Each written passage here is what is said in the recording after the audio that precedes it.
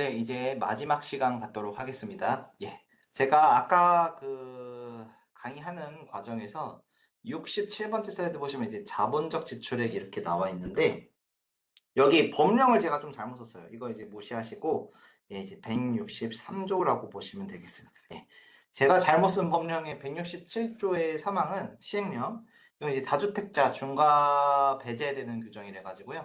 법령을 좀 잘못 써서 양해 바라겠습니다. 양도 비용에서도 마찬가지예요. 여기서도 이게 아니고 163조라고 보시면 되겠습니다. 시행령입니다. 네. 여기도 마찬가지죠. 예. 여기도 163조가 되겠습니다. 예. 그리고 이제 본격적으로 다시 시작할게. 이제 취득은 취득인데 일반적인 취득이 아니고 이제 상속과 증여 취득했을 때입니다. 이때는 취득가액을 어떻게 하느냐? 너무 당연하지만 시가로 해요. 언제? 상속 개시일과 증여일 현재의 시가로 취득하는 건데 시가는 아까 제가 말씀드렸죠?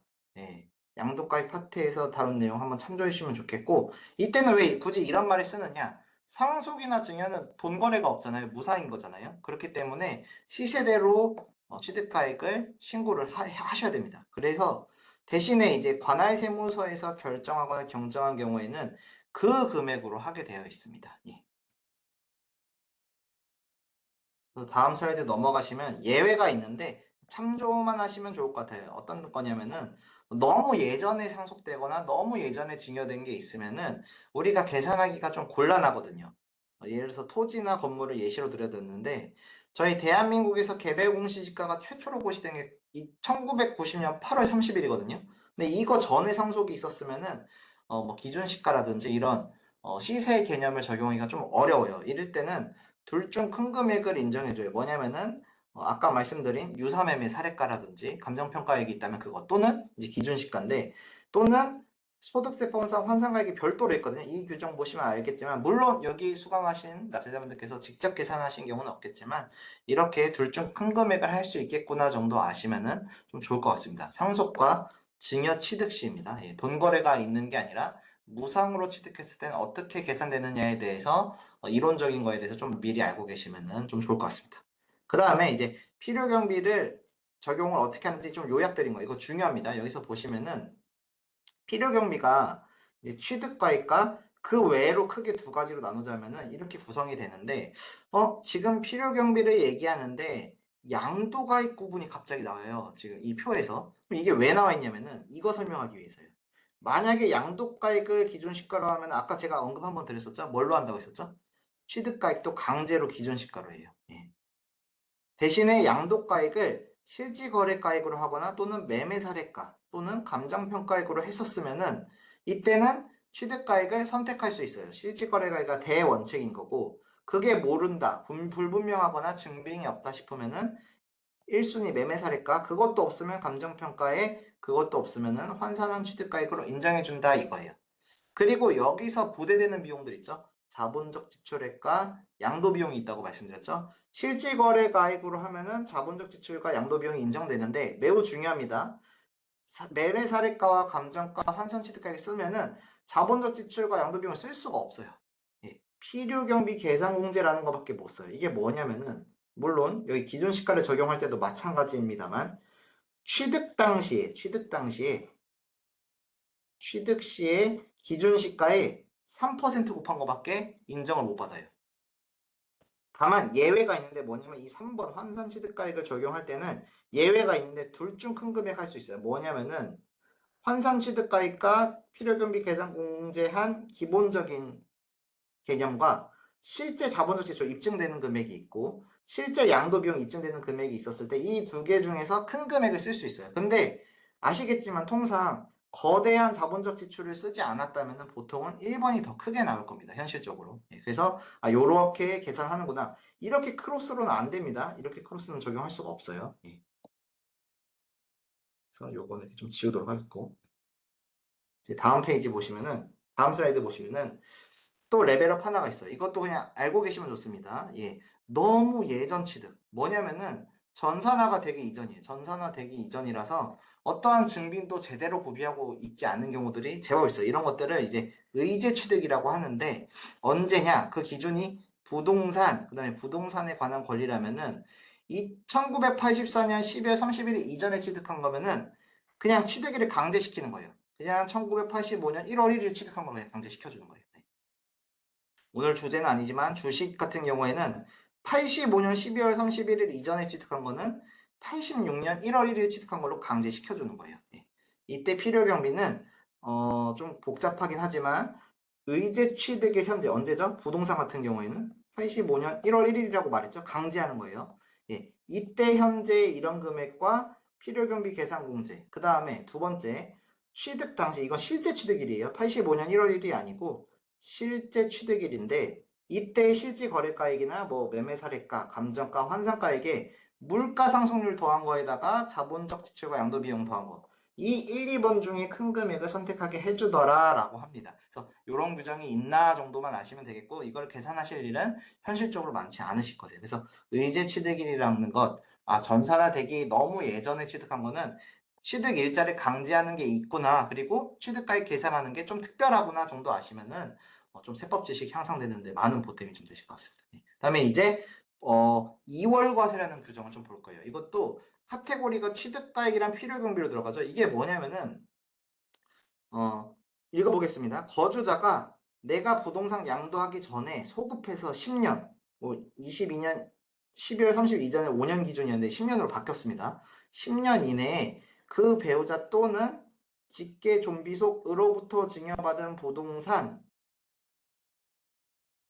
및 뭐 부동산 취득할 권리에 대한 양도 차익 계산할 때 그 취득가액을 수증자, 그러니까 받은 사람이 아니고 증여한 배우자나 직계 좀비속이 취득한 당시를 기준으로 산정한다. 이 글로는 약간 와닿지 않는데 잠깐 제가 그림을 그려보자면은 A라는 사람이 있는데 배우자한테 증여를 했어요. A라는 사람은 증여한 게 부동산인데 1억에 취득했다고 가정할게요. 취득가액을. 그리고 증여했어요.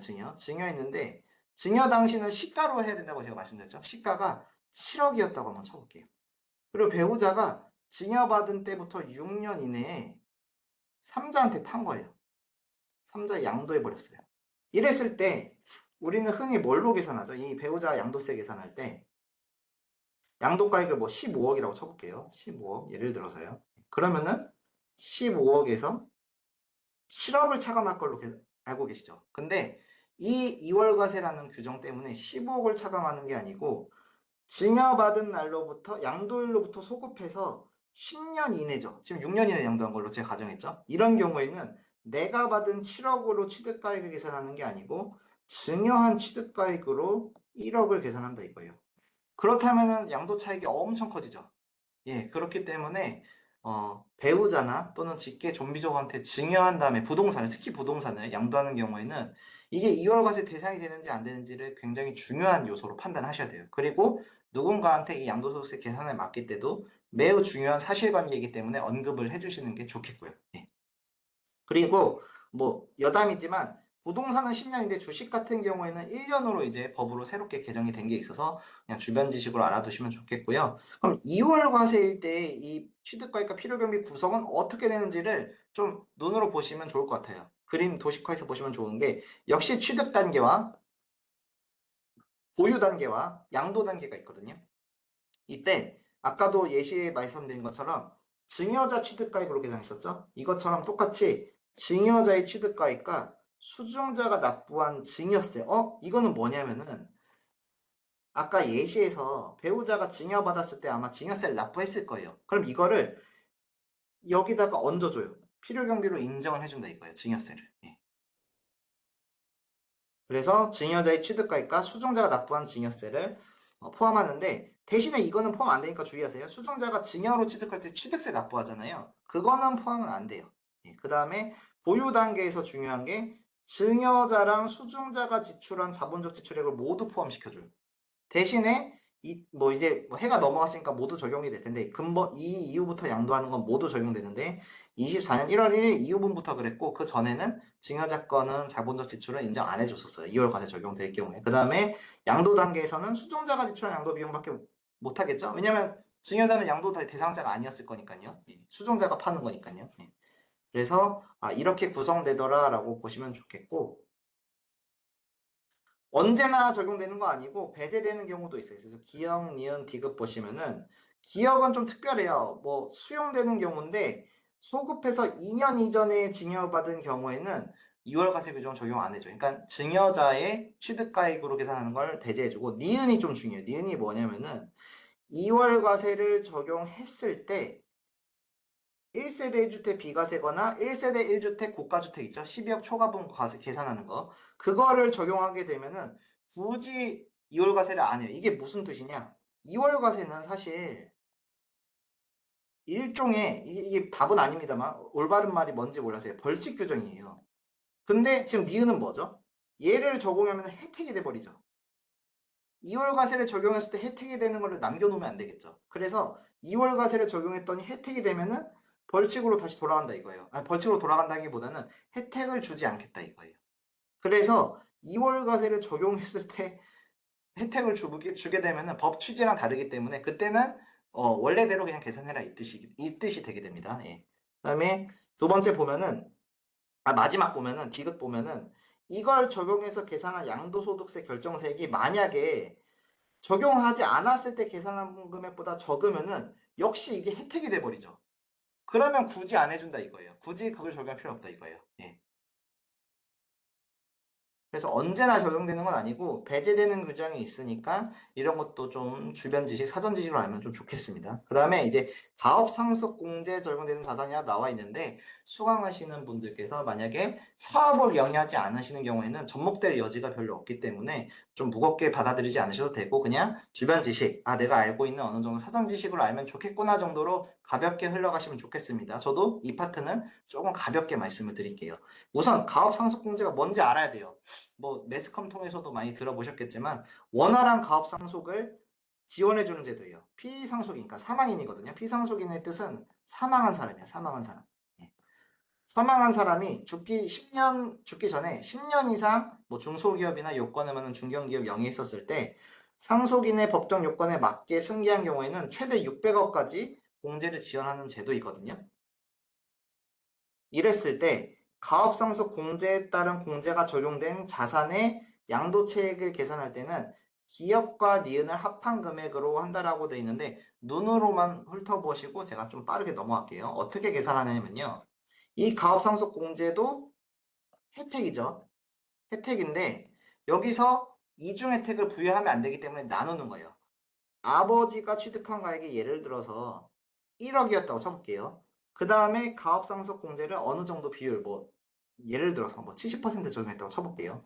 그러면은 아들이 이거를 나중에 상속받았는데 시가대로 상속을 해야 된다고 제가 말씀드렸죠. 돈거래가 일어나지 않았기 때문에 실질거래가액을 산정할 수 없으니 상속이나 증여는 시가로 이제 계산을 해야 되는데 이때 시가가 만약에 10억이었다고 쳐볼게요. 그러면은 이 10억에 대해서 자녀가 결국 최종적으로 양도했는데 만약에 가업상속공제를 적용받았으면은 아들이 10억짜리를 팔았지만 전체 취득가액을 전부 10억으로 잡을 수는 없어요.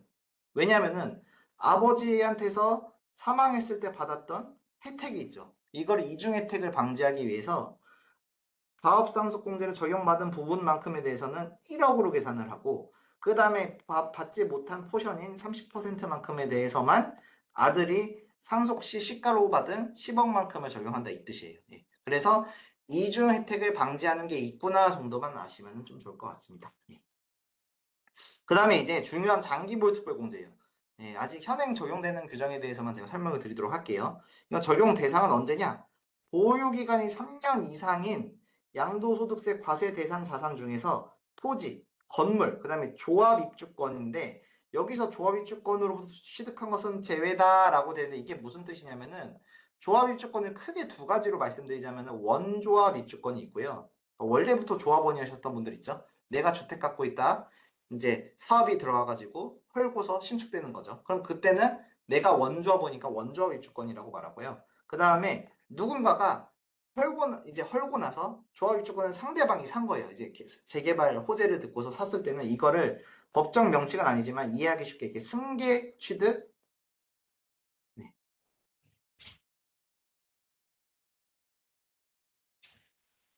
이게 지금 제가 사용하는 방법이 좀 낯설어서 좀 양해 부탁드리나 승계 취득 입주권이 있습니다. 이랬을 때 얘는 장기 보유 특별공제 적용이 안 됩니다. 원조합원에 대해서만 인정을 해줍니다. 그래서 사전 지식으로 알면 좋겠고요. 양도차 이게 보유기간별 표 1과 1을 곱해서 계산한 금액을 말하는데 대신에 거주자의 1세대 1주택에 해당하는 자산의 경우에는 표 2에 따른 보유기간별 공제율과 거주기간별 공제를 합해서 합산한 금액을 말한다라고 되어 있어요. 그럼 이 표 1과 표 2가 뭔지 보도록 하겠습니다. 표 1과 표 2가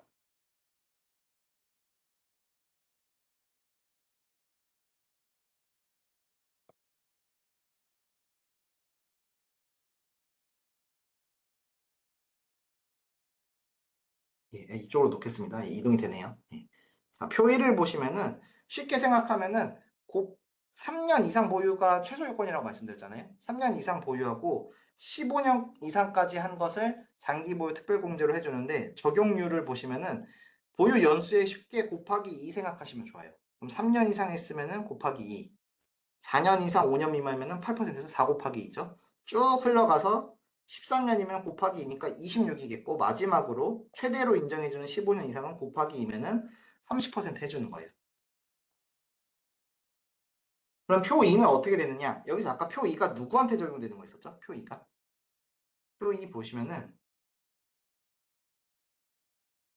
1세대 1주택에 해당하는 자산의 경우예요. 근데 이거를 보시고 의문이 드실 거예요. 아니 1세대 1주택은 비과세가 아닌가요? 라고 생각이 드시죠. 근데 1세대 1주택인데 비과세 안 되는 거 있었죠? 뭐였죠? 고가주택이었죠. 그래서 이 표 2는 사실상 고가주택에 적용되는 경우예요. 그래서 표 2는 어떻게 적용되느냐 보시면은 3년 이상부터 10년 이상까지 보유와 거주를 서로 각각 구분해서 합쳐서 공제를 계산해요. 거주는 2년 이상 거주하면 되는데 보유는 무조건 3년 이상이어야 하고 곱하기 4로 생각하시면 편하세요. 그러면은 3년 이상 보유했으면은 곱하기 4에서 12%쭉 흘러가서 최대치 인정하는 기간이 10년인데 곱하기 4 하면은 40%가 되겠습니다. 거주도 마찬가지예요. 쭉 흘러가서 10년이라면은 곱하기 4에서 40%라 그럼 결국 최대치로 받을 수 있는 게 몇 %죠? 많이 들어보셨을 텐데 40 플러스 40해서 80%가 되어 있습니다. 40 플러스 40해서 최대치 80% 받을 수 있는 거예요. 그러면은 장기보유 특별공제 표의 적용 대상 1주택이 뭔지 아까 제가 말씀드렸지만 1주택은 원래는 비과세잖아요. 적용될 여지가 없어야 되는데 그럼 비과세가 안 되는 게 대상이겠죠. X 대상이겠죠. 뭐냐면은 고가주택이겠죠. 고가주택. 그래서 양도일 현재 1주택으로 판단하고 3년 이상 당연히 아까 이게 그 전제 조건이었죠. 그 다음에 2년 이상 거주하면은 표 2, 아까 최대치 80% 받을 수 있는 장기보유 특별공제 적용받을 수 있는데 어느 유형이냐? 여기 말씀드린 것처럼 1주택 비과세를 적용받지 못하는 고가주택, 그러니까 12억 초과분이에요. 여기서 적용되는 게 바로 표 2입니다. 그리고 이 아래에 써 있는 거는 제가 뭐 일시적 2주택 같은 것도 판단의 근거가 이제 기본적으로 1세대 1주택 비과세 요건을 근간으로 하기 때문에 오늘 강의가 중요하다고 말씀드렸잖아요. 그 경우에 있어서도 1세대 2주택인데 부득이하게 뭐 상속이나 동거분양으로 취득해서 1주택을 팔았을 때 비과세는 안 되고 12억을 초과해서 과세되는 경우 있죠. 이때도 똑같이 1주택, 고가주택 파는 것처럼 계산하는데 그때도 역시 표 2가 적용이 돼요. 예. 그 다음에 장기보유 특별공제를 못 해주는 경우가 있습니다. 이것도 중요한데 아까 최소 조건이 뭐였었죠? 보유기간이 3년 무조건 이상이라고 말씀드렸죠? 이때만 되는 거고 그 다음에 부동산이 아닌 거 예를 들어서 조합입주권 같은 경우는 가능한데 승계 취득한 건 안 되고요. 세 번째로 미등기 자산 이거 정말 중요합니다. 미등기한 거는 감면이나 혜택이 다 배제됩니다. 그 다음에 국외에 있는 부동산은 국내에서 굳이 혜택을 줄 필요가 없기 때문에 안 되고요. 그 다음에 이것도 중요하죠. 다주택자이신 분들은 조정 대상 지역에 있는 주택을 만약에 하면은 중과세 대상이죠. 그러면은 더불어서 플러스 장기 보유 특별공제 장특공이라고 하죠. 얘도 적용이 되지 않습니다. 예. 그리고 참고인데 뭐 비사업용 토지다 이런 거 많이 들어보셨죠? 이런 것들은 개정이 돼가지고 현재 장기 보유 특별공제 적용이 가능합니다. 예. 그리고 보유기간 계산의 기준인데 원칙은 취득일부터 양도일까지로 해요. 여기서 제가 일단 유형을 보고 하나 또 추가적으로 드릴 말씀이 있는데 상속받은 부동산은 그럼 언제부터 취득할까요? 취득 장기 보유 특별 공제를 계산할 때 보유 기간 상속 개시일부터 해요. 증여받은 거든요. 증여 등기일이에요. 증여받은 재산의 취득일은 증여 등기일입니다. 그 다음에 2월 과세나 뭐 이런 거는 이 규정 한번 보시면 되겠는데 제가 드리고 싶은 말씀은 이 보유기간이라는 용어는 우리가 어디서도 봤었죠? 아까 오늘 강의에서 비과세 요건 중에서 2년 이상 보유에서도 보유기간이라는 용어 썼었죠. 이 보유의 보유기간과 장특공, 장기보유 특별공제의 보유기간은 의미가 달라요. 적용이 달라요. 얘랑 똑같다고 생각하시면 안 돼요. 예를 들어서 이 상속 개시일 보유기간 기산이라고 했잖아요. 근데 아까 혹시 기억나세요? 비과세 요건을 1세대 1주택 비과세 요건으로 2년 이상 보유를 해야 되는데 동일 세대인데 상속을 받았으면 카운팅을 언제 하죠? 피상속인과 상속일 보유 거주기간 통산한다고 말씀드렸죠.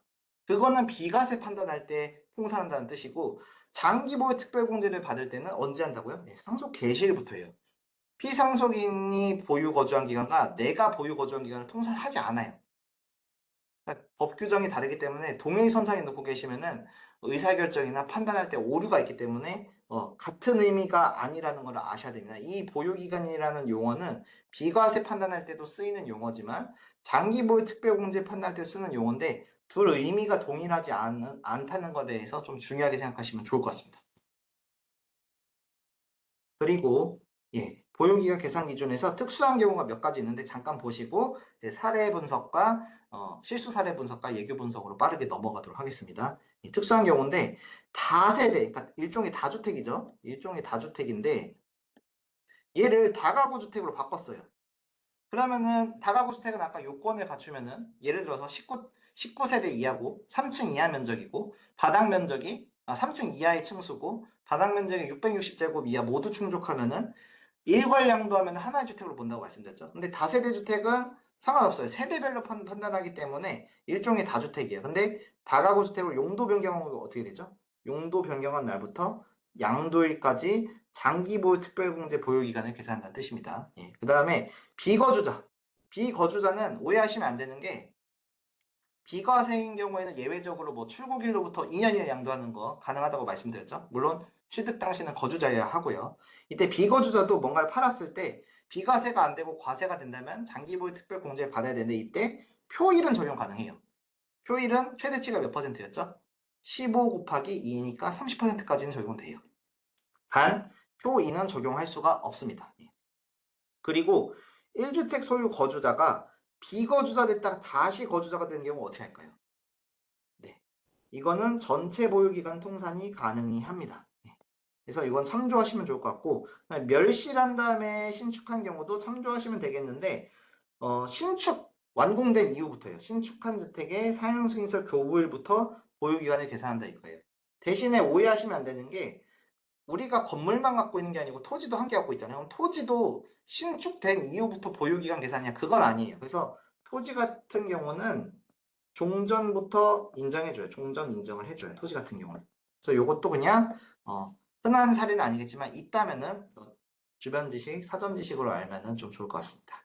그다음에 이제 실수 사례와 예교 분석 이제 마지막 3단원인데요.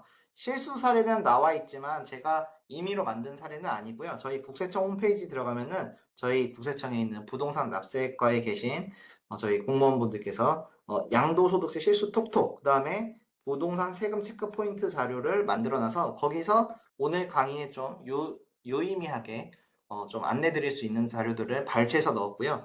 예규 분석, 이 예규라는 건 뭐냐면은 일종의 행정청의 규칙과 해설 같은 거예요.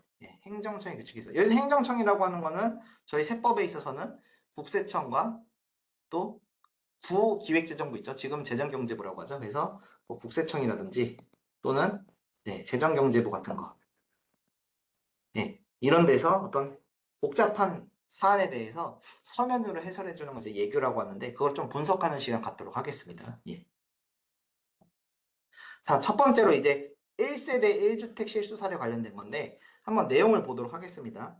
예, 김국세 씨라는 분이 있는데 A주택을 처음에 보유하고 있었어요. 보유하고 있었는데 두 번째로 오피스텔 하나 취득했대요. 예. 근데 임대 사업으로 쓰고 있었대요. 예. 그리고 임차인 전입신고도 하지 말도록. 왜냐면은 사업장에다가 전입신고하면 안 되죠. 그럼 거주하는 장소가 돼버리겠죠. 그래서 제한하고 있었는데 실제로는 주거용으로도 임대를 하고 있었던 거예요. 뭐 취사시설도 갖추고 화장실도 있고 출입물도 별도로 있는 상태로 언제든 주거에 공할 수 있게끔 제공했던 거죠. 그래서 이 김국세 씨가 이때 뭐냐면은 A주택을 양도했는데 본인은 1주택 1상가로 계산해가지고 비과세를 신청한 거겠죠. 지금 12억 초과 안 했으니까 세금 안 나왔겠죠. 하지만 소득세법상 주택이란 허가 여부나 공부상 용도 아무런 관계없이 독립된 주거 생활을 할 수 있는 구조를 갖춰서 사실상 주거용으로 사용하는 건물을 의미하기 때문에 안타깝지만 김국세 씨는 이 상가를 지금 임대로 사용하고 있었다고 주거용 임대로 사용하고 있었기 때문에 1주택이 아니고 비과세가 아니라 과세가 되겠죠. 2주택이었으니까요. 그러니까 이 비과세 판단이 왜 중요하냐면은 아까 제일 초반에 말씀드렸지만 올 또는 nothing이에요. 아예 내거나 안 내거나인데 이런 경우에 아주 크게 냈을 가능성이 있었겠죠. 그래서 사례는 2주택에 해당해서 A주택 비과세를 불가하겠습니다. 예. 첫 번째 사례였고요. 두 번째는 보겠습니다. 여기 이제 김대한 씨라는 이제 사례 이제 그 납세자분이신데요. 2주택자였어요. 원래부터 두 개를 갖고 있었던 거예요. A 아파트가 있었고요. B 아파트가 있었어요. 근데 대학생 자녀한테 B 아파트를 증여했어요. 그리고 자녀의 주소지를 친척집으로 옮겨서 세대 분리했어요. 이러면 어떻게 되죠? 1세대 김대한 씨 기준으로 어떻게 되죠? 1세대가 지금 A주택 하나밖에 안 갖고 있죠. 그래서 1주택자가 된 거예요. 왜냐면은 아들이랑 같이 살고 있어서 2주택자였는데 아들한테 증여한 다음에 분가시킨 거죠. 그렇죠? 그러면은 김대한 씨 입장에서는 사실 지금 1주택자인 거예요. 예. 이후 김대한 씨는 A 아파트 양도시에 1세대 1주택 비과세. 왜냐면 아들은 이제 딴 데 갔으니까요. 예, 비과세를 적용해서 양도소득세를 신고한 뒤 다시 자녀와 세대를 합가했대요. 이거는 물론 일괄적으로 제가 드릴 수 있는 말씀은 아니지만 어쩌면 이 대학생이라는 포인트랑 다시 합가했다는 포인트가 굉장히 좀 하자가 있는 건데 뭐냐면 세대 분리를 외관적, 형식적으로만 한 거죠. 사실은 같이 숙식도 하면서 어머니, 아버지의 신용카드라든지 어떤 경제활동으로 대학생 자녀가 함께 소득을 그 경제활동을 영위하고 있겠죠. 그러면 외관상 분리한 거는 의미가 없습니다. 그래서 사례를 분석한 걸 보자면은 1세대란 거주자 및 그 배우자가 같은 주소 또는 거소에서 생계를 같이 하는 자와 함께 구성하는 가족 단위를 뜻한다라고 되어 있어요. 그래서 생계를 같이 하는 동거가족인지 여부는 주민등록지 가치가 같은지 여하에도 불구하고 실질적으로 함께 생계하는지로 판단한다 이거예요. 그래서 여기서 아까 제가 포인트라고 말씀드렸던 대학생 그리고 다시 합가 있다 이러한 규정들 때문에 뭐 이제 소명이나 조사가 나와서 1주택자가 아니라 다주택자로 판단을 한 거겠죠. 2주택자로 판단해서 과세를 부과한 그런 실수 사례였습니다. 예. 그 다음에 이제 세 번째인데요.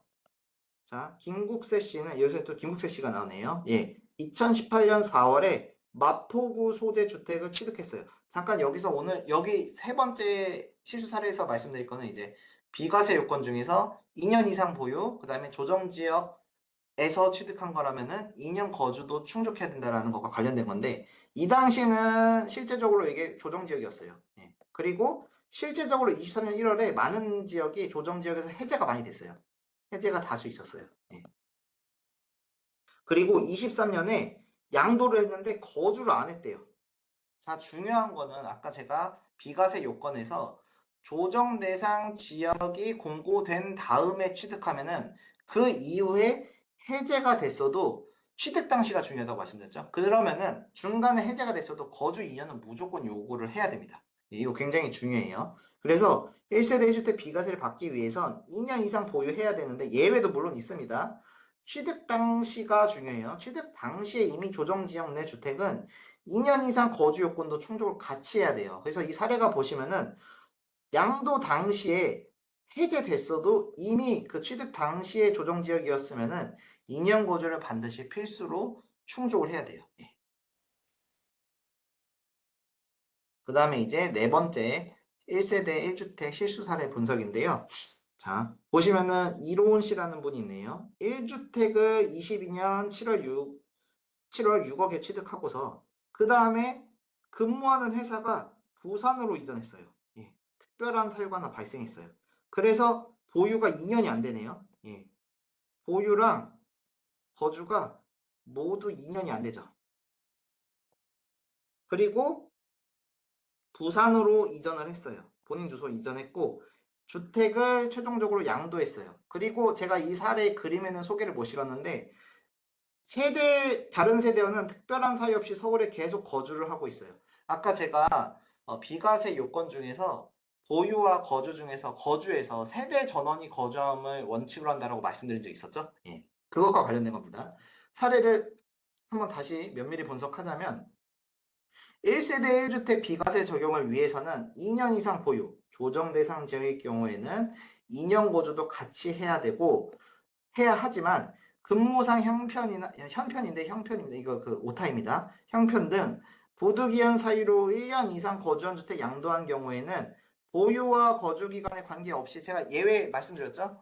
그 공공건설임대주택 임차일부터 양도일까지 5년 이상, 두 번째 수용당한 경우, 세 번째 뭐 출국한 경우 있죠. 그 다음에 네 번째로 이 말씀드린 취약 근무상 형평상 부득이한 경우로 나간 경우, 그 다음에 다섯 번째로 조정 대상 지역 이전에 취득한 거는 거주 요건은 적용하지 않는다. 요 규정이 있었는데 그 중에서 그 부득이한 사유에 대한 얘기입니다. 예. 부득이하게 근무상 형편이나 이런 것처럼 부득이하게 1년 이상은 거주만 했었으면은 2년 보유, 2년 거주 요건 충족 안 해도 된다라는 거 있죠. 근데 이 조건은 세대 전원이 모두 그 요건을 충족을 해야 돼요. 그게 대원칙입니다. 예. 근데 대신에 세대원 중에 일부가 부득이한 사유가 또 있었으면 전원 아니어도 가능하거든요. 근데 사례에서는 세대원이 특별한 사유 없이 기존 주택에서 계속 거주했어요. 그래서 비과세가 불가한 겁니다. 이건 법조문을 제가 조금 더 알려드릴게요. 뭐냐면은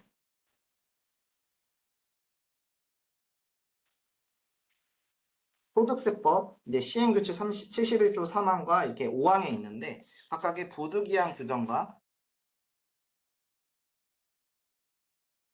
세대 전원 중에서 일부 세대원이 함께하지 못하는 사유가 있는데 이거는 사유 발생 당사자라고 보시면 돼요. 사유 발생 당사자. 발생 당사자. 그리고 이거는 세대원이고요. 사유 발생 당사자는 어떤 사유여야 되냐면요. 열거된 것밖에 안 돼요. 첫 번째, 학교 때문에.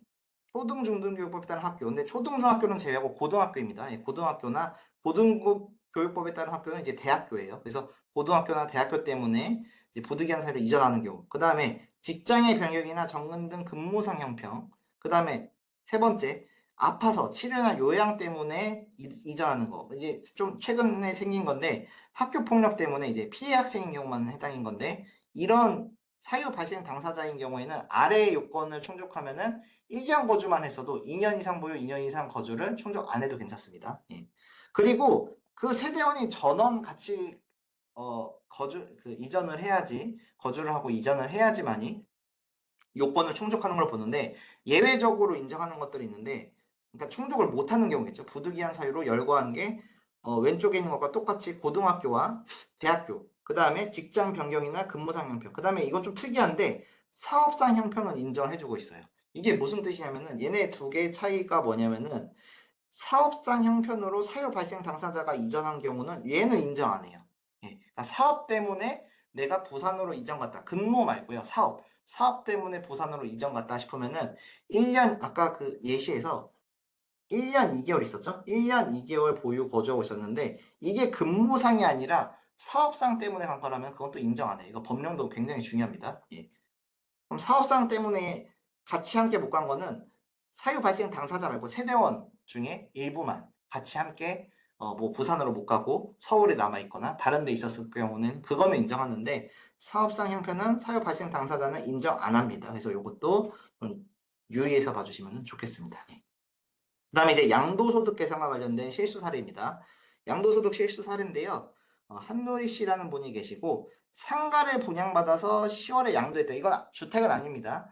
네, 상가를 분양받고 양도했는데 원래 취득가액은 6억이었어요. 근데 너무 오래돼가지고 국세청 과세당국에서 확인 어렵겠지라고 생각해가지고 이걸 줄일 의도로 환산 취득가액 계산인데 이런 식으로 계산하거든요. 이걸로 했어요. 했더니 10억이 나온 거예요. 그럼 내가 실질 거래가액이 6억이 있지만 임의로 바꾼 거죠. 임의로 바꿨더니 10억, 4억이 양도 차익이 줄어든 효과가 생긴 거죠. 그래서 이대로 신고한 거예요. 실제 분양가가 6억인데 임의로 조정한 거예요. 임의 조정.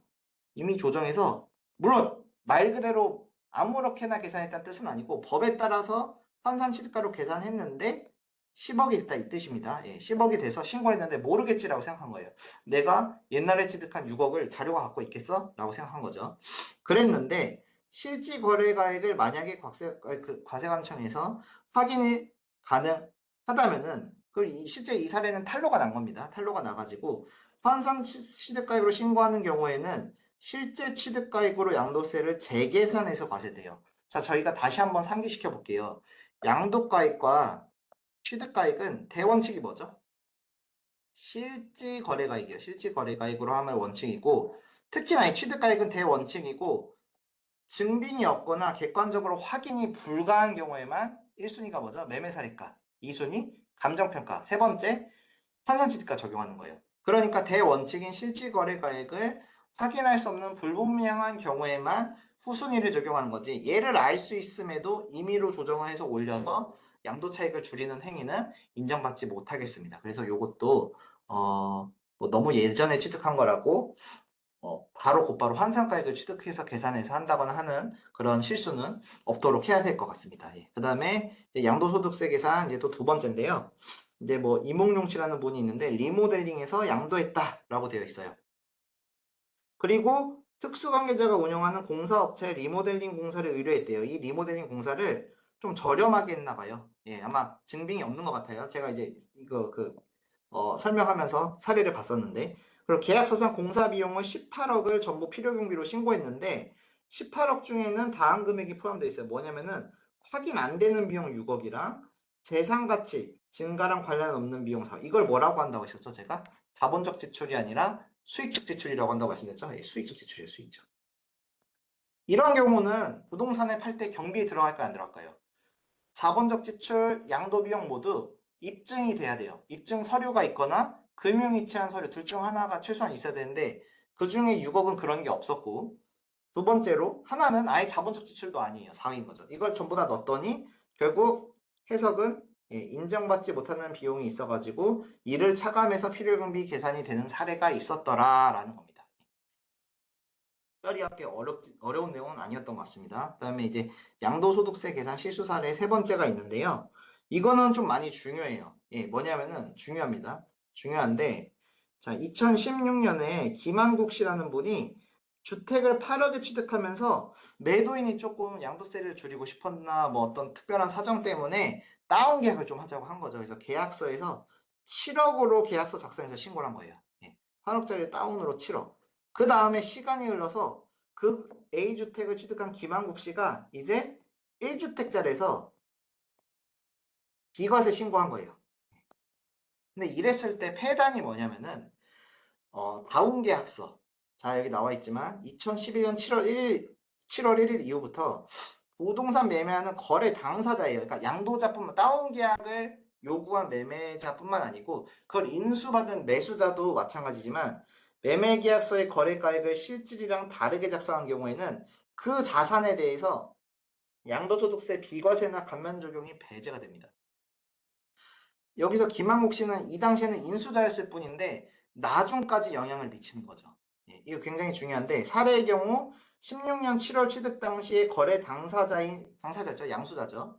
예, 거짓 계약서를 작성을 같이 했으므로 23년 양도할 때 1주택 비과세 적용이 배제가 돼버려요.